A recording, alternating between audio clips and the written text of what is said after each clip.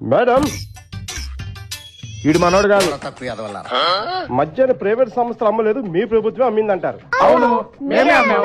అవినీతి ఎలా జరిగింది? ఎందుకు? లాభాల కోసం. దేనికి లాభాలు? ప్రభుత్వానికి. మద్యపాన నిషేధం చేస్తానని చెప్పి ప్రభుత్వ లాభాలుగా మద్యాన్ని ఎందుకు అమ్మారు? గుట్కా మొన్న ఎవడో రాయిచ్చు కొట్టాడురా, అప్పటి నుంచి సరిగ్గా మాట్లాడలేకపోతున్నాను. నువ్వు మాట్లాడరా? ఎవడరా?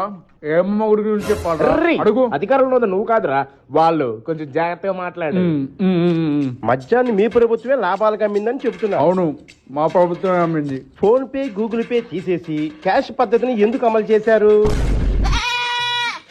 మొన్న గుండె ఆపరేషన్ జరిగిన దగ్గర నుండి సరిగ్గా మాట్లాడలేకపోతున్నా. నేనా? నువ్వు మాట్లాడు. రా. రేట్లు ఎక్కువ పెట్టడం వల్ల జనాలు తాగడం మానేస్తారు అన్నారు. అవును, రేట్లు ఎక్కువ పెడితే రాష్ట్రపతి అసలు కొనుక్కోరు, మధ్య నిషేధం అయిపోద్ది.